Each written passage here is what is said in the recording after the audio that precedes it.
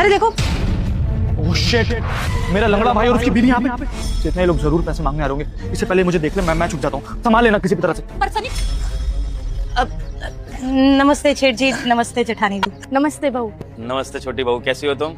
मैं ठीक हूँ, आप लोग कैसे? और आप आने वाले थे तो एक बार फोन तो कर देते। फोन करना पड़ेगा क्या? हम अपनों से मिलने आ रहे थे, इसलिए जरूरी नहीं समझा फोन करना, ऐसे ही आ गए। लेकिन फिर भी वो क्या है ना, बिजी शेड्यूल रहता है इनका, पता रहता तो थोड़ी मीटिंग इधर उधर कर देते। आप यहाँ क्यों आए? आप घर पहुँचते ना, वहाँ मिल जाती मैं। हम तो अच्छे से जानते थे कि हमारा छोटा इतना ज्यादा बिजी होगा कि वो घर पे हमें मिलेगा ही नहीं। तो तुम्हारी जेठानी ने बोला जो भी उससे बात करनी होगी फटाफट वहीं के वहीं हो जाएगी। तो तुम एक काम करो, हमें अंदर ऑफिस लेके चलो, मुझे छोटे से बहुत जरूरी बात करनी। चलो। अरे नहीं नहीं जेठ जी, अंदर जाने का कोई फायदा नहीं है, वो है नहीं ऑफिस में। अरे छोटा ऑफिस में भी नहीं है, तो फिर कहाँ चला गया ऑफिस से? वो क्या है ना, उनकी ना मीटिंग है आउट ऑफ दिल्ली, तो वो तो दिल्ली में है, तो दिन से मैं ही ऑफिस में आ रही हूँ देखने के लिए कि काम अच्छा चल रहा है कि नहीं। छोटी बहू, छोटे से बहुत जरूरी बात करनी थी मुझे, और मेरा उससे मिलना बहुत जरूरी था। अब तुम कह रही हो कि वो बाहर ही चला गया यहाँ से, तो फिर उससे कैसे मुलाकात होगी, कैसे उससे वो जरूरी बात करूंगा मैं? अरे तो आप खुद फोन कर लीजिए ना, आप घर चलिए, ऑफिस में क्या करेंगे, चलते हैं।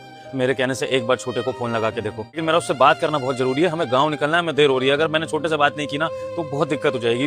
तुम समझो छोटी बहू, बात करा दो एक बार मेरी। कॉल मैं करूंगी भी तो वो उठाएंगे नहीं, वो क्या है ना कि मीटिंग्स वगैरह वहाँ पर होती है तो फोन नहीं उठाते, वो बिजी होते। छोटी बहू, मैंने भी छोटे को कई फोन लगाए हैं, लेकिन उसने बताऊं उससे बात हो जाएगी, लेकिन अब वो यहाँ पर भी नहीं है और फोन वो मेरा उठा नहीं रहा है। मेरा पता नहीं क्यों दिल कह रहा है कि अगर तुम उसको फोन लगाओगे ना तो एक बार तो फोन उठा ही लेगा, ये समझकर कि कोई घर गृहस्थी की बात होगी। तुम एक बार उसको फोन लगाओ ना मेरे कहने से, क्या पता वो फोन उठा ले। छोटी बहू प्लीज मेरी बात मान जाओ। बहू तुम एक काम करो ना, फोन लगा के देखो, हो सकता है वो फोन उठा ले। ठीक है।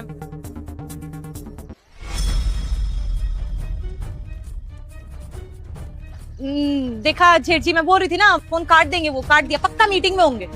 सुनिए जी, मुझे लगता है हमें बहू को ही बता देना चाहिए। वैसे भी देवर जी की पत्नी है, बात तो एक ही हुई ना, बता दीजिए ना इनको ही। तुम्हें ही बता देता हूँ क्या बात है। सबसे पहले तो तुम ना ये पैसे पकड़ो छोटी बहू, लो। जेठ जी, इतने सारे पैसे ये आप उनको देना चाहते हैं? छोटी बहू, अपना छोटा इतनी मुसीबत में है ना कि मुझे उसके लिए पैसों का इंतजाम करना पड़ा। मुसीबत? कैसी मुसीबत? अरे छोटी बहू, तुम्हें नहीं बताया क्या छोटे ने? अच्छा समझ गया, वो तुम्हें परेशान नहीं देखना चाहता होगा इसलिए उसने तुम्हें बताया नहीं। वैसे हम भी तुम्हें नहीं बता रहे थे कि तुम परेशान ना हो जाओ, पर क्या करें, अब छोटा यहाँ पर है नहीं और हमें भी निकलना है गाँव के लिए, तो इसलिए बताना पड़ा। दरअसल मेरी 2 दिन पहले उससे फोन पे 2 3 4 5। अबे यार, अब इनका फोन क्यों आ रहा है? हाँ छोटे। प्रणाम भैया। खुश रहे, प्रणाम। और कैसे हैं? छोटे, कुछ पैसों की जरूरत थी। वो मेरा काम धंधा तो चल ही नहीं रहा है और तेरी भाभी को भी वो सफाई वाले काम से निकाल दिया है, तो वो भी दूसरा काम खोज रही है। अच्छा, पैसों की ज़रूरत है और मेरी भी तबीयत ठीक नहीं चल रही है, तो सोच रहा था डॉक्टर के दिखा लेता हूँ, वरना बीमारी ज़्यादा बड़ी बन जाती है ना तो और ज़्यादा खर्चा होता है। तो छोटे, अगर कुछ 1500 या जितने तू दे सकता अगर दे देता तो बड़ी मेहरबानी होती छोटे। मैं बाद में लौटा दूंगा तेरे को, जैसे ही तेरी भाभी का काम वाम दे देता मैं, लेकिन मैंने भी आपको एक बात नहीं बताई, पता है? मुझे मेरी कंपनी में बहुत ज़्यादा लॉस हो गया भैया। वो जो मेरा पार्टनर था ना, उसने धोखे से पूरी कंपनी हथिया ली है। अब मुझे तो ये समझ नहीं आ रहा कि मैं घर में करूँ क्या। भैया ये समझ लो 3 से बिजली का बिल नहीं भरा है, राशन तक के पैसे नहीं है भैया। मैं तो सोच रहा हूँ कोई बैंक मुझे लोन दे दे तो छोटा मोटा काम शुरू कर लूँ। अरे नहीं नहीं छोटे, तू चिंता मत कर, सब ठीक हो जाएगा। माफ कर दे छोटे, मुझे पता नहीं था कितनी मुसीबतों में है और एक मैं हूँ कि तेरी मदद करने की जगह तुझसे खुद मांग रहा हूँ। तू बिल्कुल चिंता मत कर, तेरा बड़ा भाई तेरे साथ है, सब कुछ ठीक हो जाएगा है। और अब मैं तेरे को परेशान नहीं करूंगा ये पैसों वैसों के लिए, तू बिल्कुल चिंता छोड़ दे। हाँ चल, मैं रखता हूँ, तू ख्याल रख। क्या आदमी है यार, 500 रुपये के लिए फ़ोन करता है, गिनती भी बुलवा दी। तो बस उसका दुख सुनकर ना मुझसे रहा नहीं गया, मुझे उसकी मदद करनी थी कैसे भी करके। फिर हमें याद आया कि हमारी वो थोड़ी सी पुश्तैनी जमीन का टुकड़ा पड़ा है जो बाबूजी छोड़ के गए थे हमारे लिए, वो भी मुसीबत के वक्त के लिए। तो हमने सोचा कि इससे बड़ा मुसीबत का वक्त क्या होगा, तो हमने वो पुश्तैनी जमीन गिरवी रख दी। कोई और औरत होती इसकी जगह तो बोलती कि अपने भाई के लिए जमीन गिरवी रखने की जरूरत है, लेकिन इसने एक बारी में ऐसा बोल दिया कि भाई के ऊपर मुसीबत आई है, पैसा खर्चने से पहले सोचना मत, जितना पैसा उसके लिए ला सको ला दो। तो बस हमने इस तरह से जमीन गिरवी रख के पैसों का इंतजाम कर दिया ताकि छोटे को कोई दिक्कत परेशानी ना हो अपना ये बिजनेस चलाने में, और उसको जो भी कर्जे चुकाना है वो छोटे को पकड़ा देना और हमारा आशीर्वाद देना उसको। अरे कहाँ जा रहे हैं आप लोग? इतने टाइम बाद आए, घर तो चलिए कम से कम। नहीं तो आप ऑफिस में चलिए, चाय पानी, आप ट्रेन की टिकट कैंसिल करा दीजिए, 1-2 दिन बाद जाना। अरे नहीं छोटी बहू, रुकने का समय नहीं है। हमने जिन जमींदारों को जमीन गिरवी रखवाई है ना, उनके यहाँ पर जाकर अब मजदूरी करनी पड़ेगी, तभी तो जमीन छूटेगी बाद में। तो हम चल रहे हैं, ठीक है? तुम ख्याल रखना अपना, और छोटे को कहना कि एक बार हमसे फोन पे बात कर ले जब भी वो फ्री हो जाए, ठीक है? चले।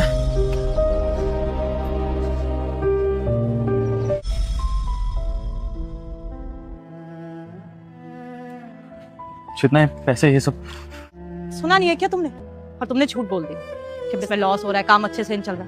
अपने हिस्से की जमीन गिरवी रख के आए हैं वो लोग तुम्हारे लिए, और तुम हमेशा यही सोचते रहते कि वो पैसों के लिए आए होंगे।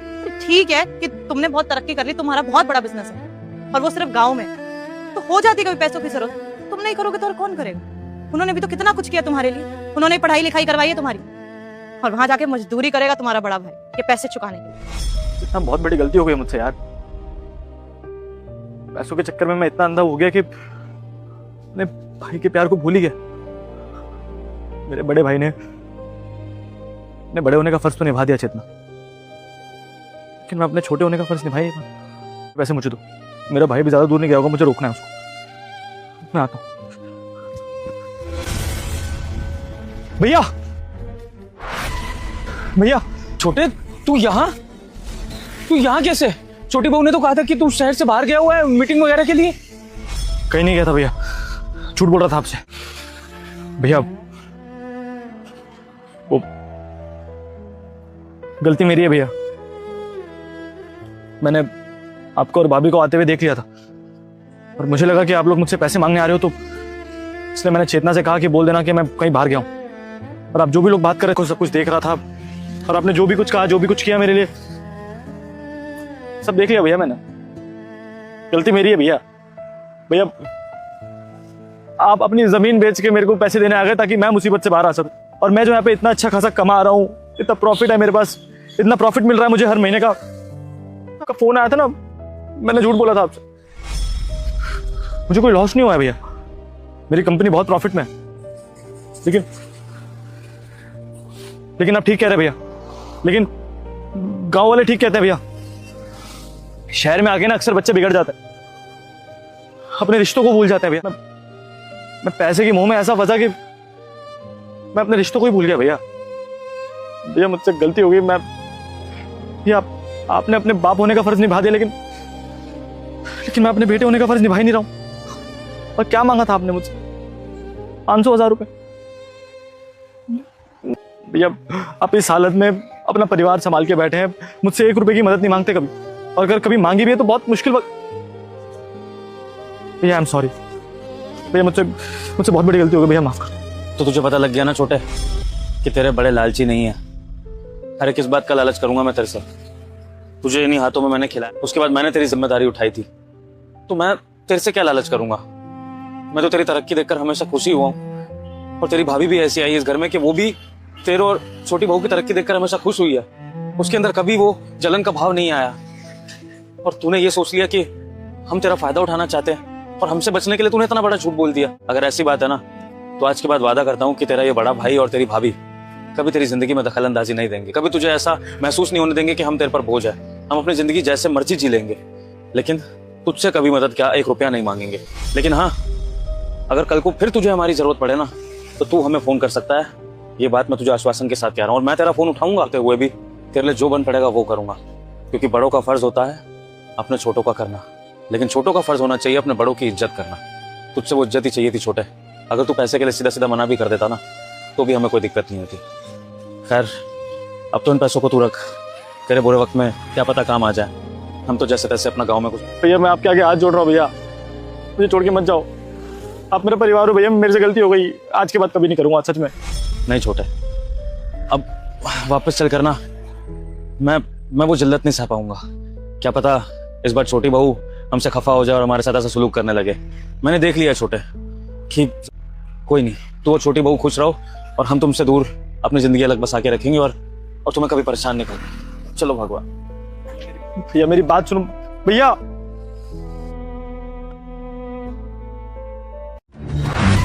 दिखाना है मैडम को, दिखाई नहीं दे रहा है क्या? चिल्ला कैसे रहते हैं मुझ पे? तेरे को पता नहीं है कौन हूँ मैं? खड़ा हो। चिल्लाया कैसे? तो पता है ना यहाँ की मैनेजर हूँ मैं। सिक्योरिटी गार्ड होकर चिल्ला रहा है, तो बदतमीज से बात कर रहा है। एक तो गलती तेरी है, तो यहाँ पे बैठ के खाना खा रहा है सीढ़ियों पे, किसी का भी पैर लगेगा। अब मेरा पैर गलती से लगने लगा तो मुझ पे चिल्लाएगा। मैडम जी हमारा ड्यूटी यहीं पर, हम यहीं पर खाना खाते हैं, ये देख रेख भी करना होता है, और आप आके थप्पड़ मार दिया। हमारी थोड़ी गलती, आपकी गलती। आप पैर रख रही थी खाना पर, खाना का ऐसे कोई अपमान करता है क्या? बताइए। 1 मिनट, तो क्या कहना चाहता है तू? मैडम की गलती है? मतलब लंच टाइम में सीढ़ियों में बैठ के खाना खा रहा है तू?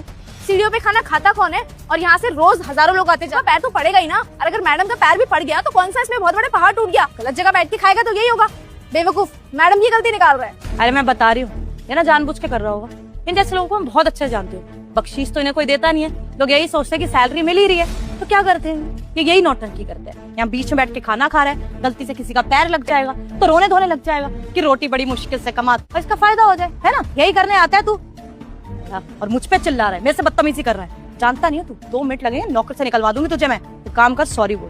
बदतमीजी करे ना तूने मेरे साथ, मेरे ऊपर चिल्ला रहा था तू सबके सामने, सॉरी बोल। पर गलती तो आपकी है। अच्छा, गलती मेरी है ना? ठीक है, मैं काम करती हूँ, सर से बात करती हूँ, बोलती हूँ कि तू ऑफिस आवर्स में ना काम नहीं कर रहा था, तो देखते हैं वो क्या मानते, तेरी गलती है या मेरी गलती है। 2 मिनट में ना नौकरी से निकाल दिया जाएगा तू। अब माफ कर दीजिए सर से हमारा कंप्लेन मत करिएगा, नहीं तो नौकरी से हाथ धोना पड़ेगा। माफ कर दीजिए, गलती होगा। हाँ, हम माफी मांगते हैं आपसे। आ गया ना लाइन पर। जब नौकरी जाती है ना तो अच्छे लाइन पर आ जाते हैं। अब एक काम करिए, अपना खाना वाना बाद में करियो, वो सामने कैंटीन है, वहाँ पे हमने अपना लंच बुक कर रखा है। माफ करिएगा पर सुबह से कुछ खाया नहीं हूँ। 1 रोटी है, 2 मिनट लगेगा, जल्दी से खा लेता हूँ, उसके बाद आपको लंच दे दूंगा, आपका भी दे दूंगा। नहीं 1 मिनट, मतलब हम अपने लंच टाइम में तेरे खाना खाने का वेट करें, तब तक हमारा लंच टाइम ओवर हो जाएगा और फिर तू हमारे लिए खाना लेकर आएगा, तब हम क्या तेरी शक्ल देखेंगे? लंच टाइम में खाना नहीं खाएंगे तो क्या करेंगे अब हम? या फिर धूप में चला जाएगा 2 कदम आगे पैदल पैदल, तो पिघल तो नहीं जाएगा ना? इतना तो कमजोर नहीं है तू। चुपचाप जाके लंच ला दे हमारा, तू बाद में खाएगा तो भी चलेगा। तेरे को करना क्या होता है? 1 घंटे बाद खा लियो, जा लंच लेकर हमारा। तेरा लंच ज्यादा जरूरी है हमारा? हमारी इतनी मीटिंग्स होती है, पूरे ऑफिस की जिम्मेदारी है हम पर। तुझे क्या करना है? सुबह सुबह बस रजिस्ट्री का काम होता है इसका, उसके बाद बैठा रहता है पूरा दिन, क्या करेगा खा के? हमारा लंच टाइम फिक्स होता है, अगर हमारा लंच टाइम खत्म होगा हम खाना नहीं खा पाएंगे। चुपचाप जाके खाना लेके हमारा पहले। हमारे लिए भी तो लंच हुआ है ना, तो हम भी तो कर सकते हैं। और गर्मी का मौसम है, खाएंगे नहीं तो चक्कर आ जाएगा, फिर यहाँ चौकीदारी कौन करेगा? इसलिए बोल रहा हूँ, खा लेने दीजिए, 2 मिनट बस लगेगा, ज्यादा नहीं लगेगा। तेरी जुबान ना कुछ ज्यादा ही चलने लगी है। तेरे को भी मैंने दिखाई नहीं ना मेरी पावर, कि कितनों को मैंने यहाँ से नौकरी से निकाल। एक लंच मंगाया तुझसे, उसके लिए ना ड्रामा करने की जरूरत नहीं है। और चौकीदार है तू, इतना तो तू कर ही सकता है। पूरा दिन चाहे ना खाए लेकिन खड़े रह के यहाँ पे ड्यूटी करनी पड़ेगी। ये नौटंकी मेरे आगे करने की जरूरत नहीं। चक्कर आ जाएंगे, ये हो जाएगा, वो हो जाएगा, that's not my responsibility. But तेरा काम है कि मेरा खाना लेके आना, नहीं तो तू जानता नहीं है कि मैं क्या करूंगी। अरे मैडम, क्यों आप अपना दिमाग खराब कर रहे हो इसके साथ? यहाँ खड़े होकर डिप करो उनसे, बोलो कि ये गार्ड ना बदतमीजी कर रहा था इस कंपनी के मैनेजर के साथ। कैसे धक्के मार के घसीटते हुए बॉस इसको कंपनी से बाहर निकालेंगे ना, तब समझ में आएगा। एग्जैक्टली, ये बेटर है। इससे बहस क्यों ही करूं मैं? अपना ही दिमाग खराब कर रही हूँ, सर से कंप्लेन करती हूँ कि मेरी बात नहीं मान रहा और अपना काम ढंग से नहीं कर रहा। तो जब ये नौकरी से निकाला जाएगा तो जिस रोटी के लिए लड़ रहा है मुझसे, वो रोटी ही नहीं मिलेगी। कहाँ मिलेगी तुझे नौकरी काम से? नहीं, समझ गया। हाँ, खाना मैं बाद में खाऊंगा, पहले आप दोनों का लंच दे देता हूँ, ऐसा मत करिए। समझ गया मैं, ये अपना खाना मैं बाद में खाऊंगा, पहले लंच ला देता हूँ, ठीक है? जा जल्दी से लेके आइए लंच। जी। चलो हिमांशी, बहुत गर्मी है।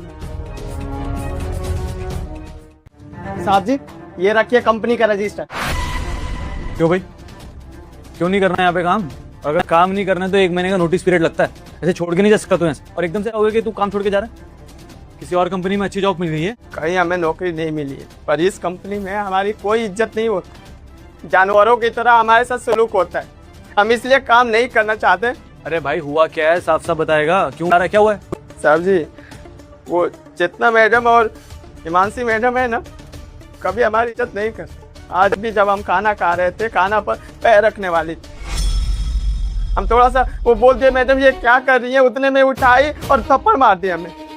हमारी यही इज्जत है और यही नहीं साहब जी, उनका एक कहना भी हम टालते नहीं। हम बोले कि 2 मिनट में ला देंगे, धमकी देने लगी कि नौकरी से लगा दूंगी। साहब जी, मेरा ही परिवार है, ऐसे घूट घूट के थोड़ी जी पाएंगे, घूट के थोड़ी काम करेंगे। बहुत हो गया साहब जी, नहीं कर पाएंगे ऐसे काम। अगर इज्जत ना हो तो बाबर काम करने का कोई फायदा नहीं है। हम गांव चले जाएंगे, किसानी कर ले, 2-4 हजार की नौकरी कर लेंगे, पर जहाँ तो वहाँ करें, इसलिए आएंगे। देख राहुल, वो भी हो रहा है, बहुत गलत हो रहा है, समझ सकता हूँ। और अगर तुझे इस कंपनी को छोड़ के जाना है तो तू जा सकता है भाई, लेकिन तेरे जाने से मैं तेरे लिए स्टैंड लेना चाहता हूँ। अब तेरा रुकने का मन हो तो तू रुक जाना, नहीं तो ये कंपनी छोड़ के चले जाना। मैं कुछ ना कुछ मैनेज कर लूँगा। 1 मिनट रुक।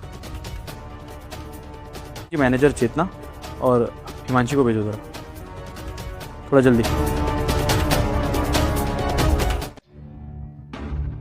सर आपने बुलाया था? हाँ, तुम दोनों एक काम करो, ये चाबी लो मेरी गाड़ी की और मेरी गाड़ी साफ कर दो, जाओ जल्दी। सर ये क्या बोल रहे हैं आप? हमारा काम थोड़ी है ये। वही तो सर, हम थोड़ी ना कार साफ करेंगे। सिक्योरिटी गार्ड खड़ा है, आप इसे बोल दीजिए, ये वैसे भी ऊपर के काम कर देता है, ये कर देगा। अरे लेकिन ये इसका काम थोड़ी है, और वैसे मैं इसको इतनी सैलरी थोड़ी देता हूँ कि इससे कुछ भी करवा लो। तुम दोनों की सैलरी अच्छी है, तुम 1 लाख रुपए लेती हो, तुम 80,000 ले रही हो, थोड़ी बहुत मदद तो कर सकती हो ना मेरी। एक काम करो, ये गाड़ी की लो, हिमांशी तुम अंदर से कर देना, जितना तुम बाहर से कर देना, ठीक है? और गंदा कपड़ा मत इस्तेमाल करना, साफ कपड़े से कर। हमारा काम अलग है, डिपार्टमेंट अलग है, हम वो काम करेंगे। अगर आपको गाड़ी अर्जेंट में साफ करवानी है तो मैं क्लीनिंग से किसी को बुला देती हूँ, वो कर देगी साफ। और सर सैलरी की बात रही तो सैलरी हमें हमारा काम करने की मिलती है, ये एक्स्ट्रा काम करने की नहीं। मैं तो बिल्कुल नहीं करने वाली हूँ। और वैसे भी हम अकाउंट डिपार्टमेंट से हैं, क्लीनिंग डिपार्टमेंट से थोड़ी ना है। अगर आपको गाड़ी साफ करवानी है तो किसी स्वीपर को बुला लीजिए आप, वो अच्छे से कर देगा। तुम लोग अकाउंट डिपार्टमेंट से हो और तुम्हारा काम है मेरे कंपनी के अकाउंट्स को मैनेज करना। इस हिसाब से चेतना, ये जो सिक्योरिटी गार्ड है, इसका काम क्या हुआ? सर इसका काम ये होता है कि सिक्योरिटी रख के कोई कंपनी में अननोन घुसे ना, और एम्प्लॉयज भी जब आए तो बस एंट्री कर दे उनकी, ये काम होता है। सेफ्टी देखता है बस ये कंपनी की। एग्जैक्टली, गेट पे ख्याल रखना। कोई जानता हूँ, इसका ये काम तो बिल्कुल भी नहीं है ना। तुम्हारा खाना लेके आना, तुम्हारे पर्सनल काम करना, बनता है क्या ऐसा कुछ? हाँ okay sir, I got it. इसने आके आपको कंप्लेंट करी है कि हमने इसको हमारा लंच लाने को बोल दिया। सर एक्चुअली में आप भी जानते हैं, फॉरेन से क्लाइंट आने वाले थे, हमारी मीटिंग थी और वो डायरेक्ट लंच के बाद ही थी। हमारे पास टाइम नहीं था कि हम जाके लंच लेके आए। और सर वैसे भी गलती इस बीच में बैठ के खाना खा रहे हैं, हम तो इसको समझा ही रहे थे, अब इसको रूड लगने लगा। अब सीनियर है, थोड़ा तो सख्ती से बात करेंगे इससे। और खाना लाने को ही तो बोला था सर, ये तो एक जगह पे बैठ के खाना खा लेता है, इसका कोई लंच टाइम थोड़ी है। लेकिन हमारा तो फिक्स लंच टाइम होता है, उसमें खाना खाना होता है। इतनी सी बात देखो बुरी लगी और यहाँ पे आके कंप्लेंट। अगर इंपॉर्टेंट मीटिंग थी चेतना तो रिक्वेस्ट करनी चाहिए थी, बदतमीजी करने कोई हक नहीं है तुम्हारा। समझ में आई बात? हमारी कंपनी का सिक्योरिटी गार्ड है वो, और तुम दोनों ने क्या किया? उसको चाटा। अगर शर्मा में तुम्हारा थोड़ा सा काम करे, मतलब तुम क्या करोगे? हाँ, कुछ भी करोगे उसके लिए? वही तो सर, देखिए ना, वो ऑफिस की एंट्रेंस पे सीढ़ियों पे बैठ के खाना खा रहा था। अब मैं और मैम वहां से जा रहे थे, जब सीढ़ियों पे बैठ के खाना खाएगा तो लोग तो पैर रखेंगे ही ना। अब उड़ के थोड़ी ना चले जाएंगे लोग वहां से। ऊपर से मैम से बदतमीजी करने लगा, तेज आवाज में बात कर रहा था, बदतमीजी कर रहा था। गलती मैडम की डिक्लेयर कर दी। सर असल में ना गलती इसकी थी, मैडम की गलती और मेरी गलती थी ही नहीं। हमने बस खाना लाने के लिए ही तो बोला था। सर हम रोज इससे काम कराते हैं। आज क्लाइंट्स आने वाले थे, वो हमारा वेट कर रहे थे। लंच ओवर होने के बाद हमारी मीटिंग थी। अगर हम लंच लेने चले जाते तो वो मीटिंग टाइम वेस्ट होता सर, इसलिए हमने इसे बोला था। लेकिन ये खाना ना लाने की बजाय बहस कर। बस, और बकवास नहीं सुननी है मुझे। तुम या तो इस सिक्योरिटी गार्ड से माफी मांगो या फिर अपना रेजिग्नेशन लेटर मुझे दे दो। अब तुम दोनों देखो कि क्या करना। आप क्या कह रहे हैं? आप इतनी छोटी सी बात की वजह से इतने छोटे इंसान के लिए कंपनी के मैनेजर को और उसके पीए को निकालने की बातें कर रहे हैं। सर माना मैंने, हो गया जो हो गया, जाने दीजिए ना, छोड़िए बस। एग्जैक्टली सर, ऐसे तो आप इसे सर पे चढ़ा लेंगे, इसको पता चल जाएगा कि हम लोग से बदतमीज से बात कर सकता है, इवन हमें उल्टा धमकी देगा। ठीक है सर, यू आर कि हमें इसे अपने पर्सनल काम नहीं बोलने चाहिए, वो हम नहीं बोलेंगे, लेकिन प्लीज सर इससे तो माफी नहीं मांगेंगे ना। ठीक है, तो मैं ही तुम दोनों का टर्मिनेशन लेटर टाइप कर देता हूँ। 1 मिनट। नहीं नहीं सर, नहीं नहीं, रहने दीजिए, आप टर्मिनेशन लेटर मत लिखिए। देखो राहुल, अगर तुम्हें लगा है कि हमारी बातें बोलने की वजह से तुम्हें चोट पहुंची है, तुम्हें बुरा लगा है, तो मैं अपनी तरफ से और कंपनी के मैनेजर की तरफ से ना माफी मांग रही हूँ। हम दोनों को माफ कर दो। आगे से हम तुमसे अपना एक भी पर्सनल काम नहीं कराएंगे और तुमसे बदतमीजी भी नहीं करेंगे, तुम्हें चाटा भी नहीं मारेंगे, तुमसे बोलेंगे ही नहीं। माफ कर दो। ठीक है, तुम जा सकती हो। Thank you so much sir. What about you, Chetna? Sir please, मैं मैनेजर हूँ इस कंपनी के, और मैं अगर गार्ड से माफी मांगूंगी तो क्या रेपुटेशन रह जाएगी। इट्स ओके, मेरी जूनियर ने माफी मांग तो ली हम दोनों की तरफ से, आज के बाद नहीं करूंगी इसके साथ ऐसा कुछ। मैनेजर ढूंढना बहुत आसान बात तो नहीं होती, लेकिन ओके, इफ यू वांट कि मैं सॉरी बोलूं तो माफी मांग लूं। राहुल आई एम सॉरी, मुझे तुमसे बदतमीज से बात नहीं करनी चाहिए थी। और आज के बाद मैं तुम्हें कोई भी अपने पर्सनल काम नहीं बोलूंगी। सॉरी। ग्रेट। चेतना, तुम इस कंपनी की मैनेजर हो, तुम्हारी पोस्ट बड़ी है और तुम्हारी रिस्पॉन्सिबिलिटीज भी बहुत बड़ी है। तुम्हारा फर्ज बनता है चेतना कि इस कंपनी में किसी के साथ भी कुछ भी गलत ना हो, और अगर किसी के साथ कुछ गलत हो रहा है तो मुश्किल आवाज उठाओ, ना कि साथ दो उसका। समझ में आई बात? आज के बाद ये गलती दोबारा नहीं होनी चाहिए Chetna. You can leave now. देख भाई, एज अ बॉस मैं तेरे लिए जितना कर सका मैंने कर दिया। तेरे ऊपर है कि तुझे क्या करना है, इस बनी में काम करना है या फिर यहाँ से जाना है। देख, मैं तुझे 1 महीने की एडवांस भी दूंगा और तुझसे नोटिस पीरियड भी नहीं मांगूंगा, लेकिन अगर रुकेगा तो मुझे अच्छा लगेगा। तुम सब मेरा परिवार हो यार, और मैं नहीं चाहता कि मेरे परिवार से कोई भी रूठ के जाए मुझसे। जाना है तो खुशी खुशी जाना, ऐसे रूठ के जाएगा तो मेरा रूल टूट जाएगा यार। बाकी तेरी मर्जी भाई। साहब जी, ऐसे यहीं पर काम करेंगे और हमेशा के लिए, क्योंकि हम समझ चुके हैं कि आपके लिए गार्ड और मैनेजर में कोई फर्क नहीं है, सबको एक समान मान रहे हैं। उन्होंने हमारे ऊपर हाथ उठा दिया, आपने तो माफ़ी ही मंगवा दिया, सॉरी बोल कर गए। हमें ये देख कर ना बहुत अच्छा लगा कि आप हमारे लिए आवाज़ उठाएं। बहुत बहुत शुक्रिया साहब जी, हम यहीं पर काम करेंगे और मन लगा के काम करेंगे और कभी शिकायत का मौका भी नहीं देंगे। जी बहुत बहुत शुक्रिया।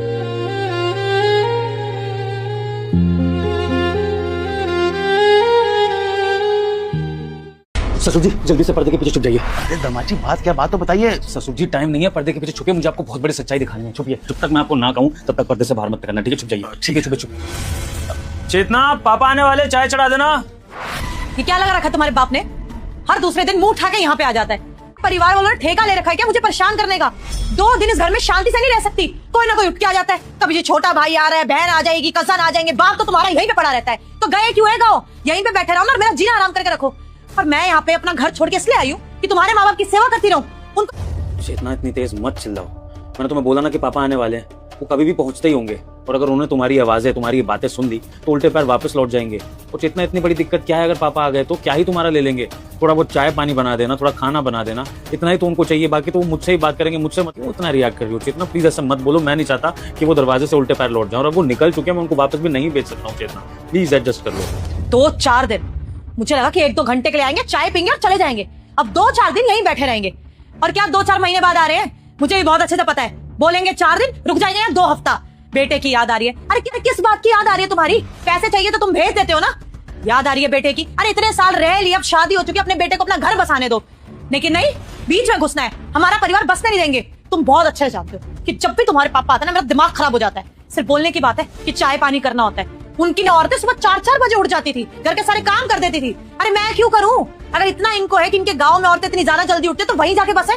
यहाँ क्यों आ जाते हैं? इनके चक्कर में सुबह 4 बजे उठो, नौटंकी करके दिखाओ कि नहा धो ली हूं, पूजा कर लिया मैंने, खाना बनाओ, चाय बनाओ, दवाइयां देखो, इनकी पार्क में लेके जाओ। तुम्हें तो कुछ नहीं करना होता, जिम्मेदारी मुझ पे आ जाती है। और वैसे भी इतनी मोटी चमड़ी हो चुकी है उनकी, कितना सुना सुना के तो यहाँ से भेजा था मैंने, लेकिन नहीं, फिर भी घूम फिर के यहीं वापस आ जाते हैं। अरे पता नहीं क्या ये गांव के गवार लोगों को कि बच्चों के साथ चिपक के रहेंगे, उनकी कोई जिंदगी नहीं है, वो आगे बढ़ नहीं सकते हैं। और अगर आएंगे ना तो आज देख लेना, इतनी जड़ी कट्टी सुनाऊंगी उनको कि उल्टे पैर वापस चले। मुझे बहुत अच्छे से पता है, तुम ही बुलाते हो बार बार यहाँ पे क्योंकि तुम परेशान करना चाहते हो। तुम्हें अच्छा लगता है ना यहाँ पे मैं मेहनत करती रहूं, काम करती रहूं। बीवी थोड़ी लेके आयो तुम, नौकरानी लेके आयो जो तुम्हारे माँ बाप की सेवा करती रहे। आने दो आज तो यहीं खड़ी हूं मैं, इस गेट से अंदर नहीं आने दूंगी, यहीं से बाहर भगा दूंगी। रहने आ गए तो तुम इतना ज्यादा ओवर रिएक्ट कर रही हो ना कि जिसका कोई हद नहीं है। और चेतना, ये मत बोलो कि तुम्हारी वजह से, तुम्हारी खुशी के लिए मैंने अपने बाप को गांव में शिफ्ट करा दिया। क्या सोचते होंगे वो कि किस तरह का बेटा है हमारा? इस बेटे की हमने शादी कराई, हमने उसको इस काबिल बनाया कि वो इस घर को चला सके, एक अच्छी बहू ला सके, और आज वही हमें घर से बाहर निकाल रहा है। चेतना, गांव की सोच वाले लोग बड़े सेंसिटिव होते हैं। इन मुद्दों पे उनके आंसू निकल आते हैं कि उनका खुद का बेटा उनको परायों की तरह ट्रीट कर रहा है। और चेतना, फिर तुम उस पर से उनको 2-4 दिन यहाँ पे रहने भी नहीं दे रही हो, या आने भी नहीं दे रही हो, मुझसे मिलने भी नहीं दे रही हो।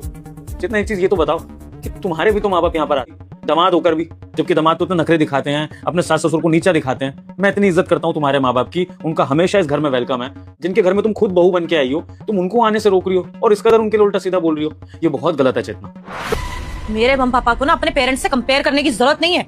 और वो साल में एक बार आते हैं तो मिलते हैं, तोहफा देते हैं और चले जाते हैं, या बस नहीं जाते हैं। लेकिन तुम्हारे घर वाले यहाँ पे आएंगे खाली हाथ और यहाँ पे बस जाएंगे और सारी जिम्मेदारियां मुझ पे डाल देते हैं। अगर मेरे घर वाले आते हैं ना तो मुझे कुछ करने की जरूरत नहीं पड़ती है, वो इतनी डिमांडें नहीं रखते हैं। लेकिन तुम्हारे घर वालों की डिमांडें ही अलग है कि ये बना दो, वो कर दो, ये कर दो। वैसे भी मेरे माँ बाप है वो अगर वो मुझे 2 काम एक्स्ट्रा बोल देंगे ना मुझे बुरा नहीं लगेगा, लेकिन किसी और के माँ बाप बोलेंगे तो बुरा लगेगा, समझ आई? तो मेरे माँ बाप को ना अपने माँ बाप पैर करने की जरूरत नहीं है। मेरे माँ बाप यहाँ कभी भी आ सकते हैं, कैसे भी रह सकते हैं, लेकिन मेरे को काम करना है ना। अगर तुम्हें इतना अपने माँ बाप की है तो अपने गाँव चले जाया करो, उनसे मिलने बीच की। सुनो सुनो मेरी बात, तुम्हें इस चीज़ से दिक्कत है ना कि तुम्हें मेरे माँ बाप की सेवा करनी पड़ती है, मेरे परिवार से जो भी आता है उसके लिए कुछ ना कुछ करना पड़ता है। मैं इसका सोल्यूशन निकाल के दे रहा हूँ। अब से जो भी मेरे घर से आएगा उनका सारा ठेका मैं लूंगा, उनकी हर चीज़ की जिम्मेदारी मेरी। अभी पापा आएंगे, उनकी चाय भी मैं बना दूंगा, उनका खाना भी दूंगा, सब कुछ उनके लिए मैं कर दूंगा। तुम्हें वो डिस्टर्ब तक क्या, तुमसे वो बात तक नहीं करेंगे, ठीक है? वो इस घर में तुम्हारे लिए मेहमान की तरह रहेंगे, अपने रूम में रहेंगे, मुझसे बात करेंगे, तुमसे कोई मतलब नहीं रखेंगे। अब तो प्लीज इस मुद्दे को खत्म कर दो चेतना, अब तो शांत हो जाओ, उनके लिए मत कुछ उल्टा सीधा बोलो, वो आने ही वाले होंगे। नहीं आएंगे वो, और नहीं रहेंगे यहाँ पर, नहीं पड़ेगा। अरे उनकी प्रेजेंस ही मुझे इतना इरिटेट कर देती है ना कि वो यहाँ पे बैठे रहते हैं। अरे ये कर दो, वो कर दो। तुम्हें क्या लगता है तुम कोई नौकर रख लोगे तो उसको काम बोल देंगे? 10 बातें और उठाएंगे कि बहू का फायदा क्या जब वो चाय नहीं बना सकती, ये नहीं कर सकती। गांव के लोगों का ना यही होता है कि बहू ले आए, नौकरानी लेके आ गए, वो ही करेगी सारा काम। मेरे पे ही बात आ जाएगी उल्टा, और फिर मेरे घर तक बात पहुंचेगी वो अलग। मेरे माँ बाप तो भोले हैं बेचारे, उनको तो ये लगेगा कि हाँ शायद मेरी बेटी से कोई कमी रह गई होगी। वो तो सुनेंगे नहीं, वो तो तुम्हारे माँ बाप की जी हजूरी करने लग जाएंगे। लेकिन मैं अपनी जिंदगी बर्बाद नहीं करने वाली हूँ। मैंने बोल दिया तुम्हारे पापा यहाँ पर नहीं आएंगे, आएंगे तो गेट से वापस भेज देना। अगर तुम्हें गाँव चले जाओ, बोल दो कि पापा मेरा ना गाँव में रहने का मन है, थोड़ी देर वहीं रहो, इस घर में कम से कम अकेले शांति से रहूंगी मैं। ठीक है चेतना, जब तुमने फैसला कर ही लिया है कि मेरे माँ बाप मेरे ही घर में नहीं आ सकते हैं, तो फिर ये सच्चाई सिर्फ तुम्हारे और मेरे बीच में नहीं रहनी चाहिए। ये सच्चाई किसी तीसरे को भी पता लगनी चाहिए। पापा आ जाइए बाहर।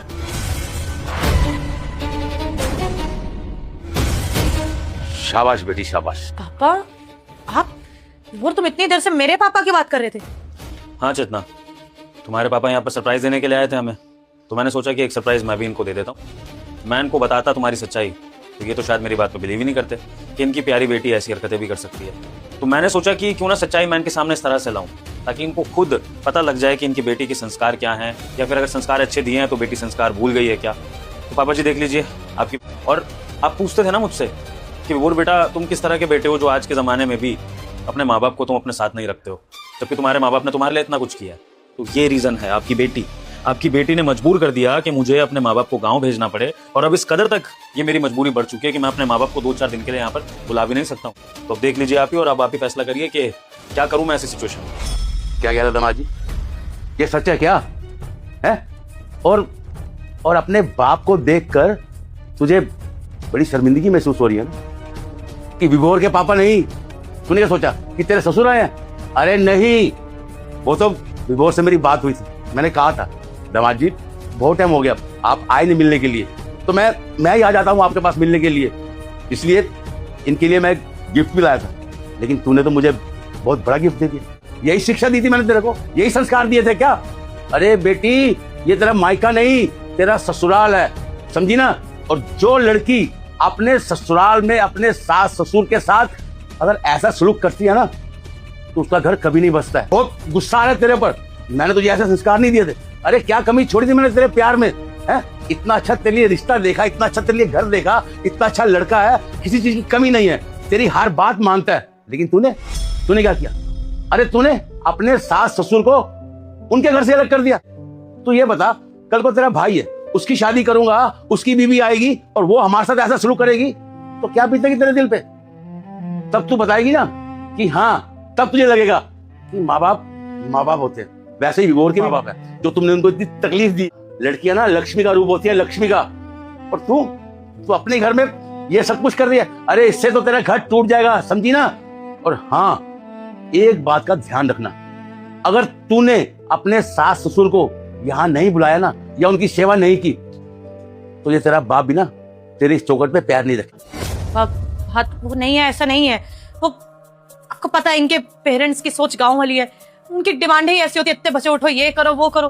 परेशान हो गई थी इसलिए मैंने ऐसा किया, मेरे को शौक थोड़ी किसी परिवार को तोड़ने का। बस चुप, आज तू नहीं बोलेगी, आज तेरा ये बाप बोलेगा। अच्छी है, बहुत सुशील है, बहुत लायक है, लेकिन मैंने अपने कानों से सुना है, अपनी आंखों से देखा है जो तू इस घर में कर रही है। बेटी ऐसा घर कभी किसी का नहीं बसता है। अरे क्या कमी है दामाद जी में बता? तेरे को इतना अच्छा रखते हैं, तेरा हर कहना मानते हैं, तेरे को हर चीज आके देते हैं, और तूने बेटा शर्म आनी चाहिए तुझे। मुझे तुझसे ये उम्मीद नहीं थी, समझी ना? मैं आज के बाद यहाँ नहीं आऊंगा। दामाद जी मैं अपनी बेटी की तरफ से आपसे माफी मांगता हूँ। मेरी बेटी ने जो भी गलती की है उसे एक भूल समझकर माफ कर दीजिए। आइंदा ये ऐसी बात कभी नहीं करेगी। और हाँ, तू भी कान खोलकर सुन ले, अगर तू अपने सास ससुर को यहाँ नहीं लेकर आई ना, तो ये तेरा बाप भी ना कभी यहाँ नहीं आएगा। और हाँ, तेरे लिए मेरे घर के भी दरवाजे बंद है हमेशा के लिए। दामाद जी, मुझे माफ करना, मैं चलता हूँ। ससुर जी, आप कहीं मत जाइए प्लीज। मैं आपकी बेटी की तरह नहीं हूँ जो मैं बदला लेना लूकी करूँ। मैं आपकी बहुत इज्जत करता हूँ, अपने ही माँ बाप की तरह, आपके मम्मी जी की, दोनों की। बस मैं चेतना को ये सबक सिखाना चाहता था कि जब अपनी ये कड़वी सच्चाई समाज के सामने, अपने माँ बाप के सामने आती है तो कैसा लगता है। इसकी जबान तभी तक खुल रही थी जब तक इसको ये नहीं पता था कि ये बातें आप सुन रहे हो। लेकिन देखो, जब इसको पता लगा कि इसके पापा बाद इसमें भी थोड़ी बहुत शर्म दिखी मुझे, क्योंकि शायद इसको भी फील हो रहा होगा ना कि अपने माँ बाप की बेइज्जती करा रही है। तो बस मैं यही रियलाइजेशन इसको कराना चाहता था। और बाकी ससुर जी, मुझे जबरदस्ती अपने माँ बाप की सेवा करानी नहीं है इससे। मैं नहीं चाहता हूँ कि आपके डर से ये मेरे माँ बाप को लाए और फिर उनकी जबरदस्ती सेवा करने का नाटक करे, क्योंकि जबरदस्ती की हुई सेवा वैसे भी लगी। बस सिर्फ इसको एहसास कराना चाहता था, जो कि मैंने करा दिया अपने एंड पे। अब इसकी मर्जी है, ये सेवा करे मेरे माँ बाप की, ना करे, उनकी रिस्पेक्ट करे ना करे। बस ये याद रखना चेतना कि उस इंसान की कभी इज्जत नहीं होती, उस इंसान का पतन हमेशा होता है जो अपने से बड़े बुजुर्गों का सम्मान नहीं करता है। और मैं ये सब सच्चाई जानने के बाद भी तुम्हारे माँ बाप की वैसे ही इज्जत करूंगा जैसे हमारे रिश्ते के टाइम कर रहा था। तुम बदल गई हो वो तुम्हारा फॉल्ट है, और तुम इस सब के कर्म भुगतोगे वो भी तुम्हारा फॉल्ट होगा। लेकिन ससुर जी, मेरे मन में आप लोगों के लिए कोई गिला शिकवा नहीं है, कोई बैर नहीं है। तो प्लीज आप जाइएगा मत इस तरह से। आई एम सॉरी, मुझे मेरी गलती का एहसास है।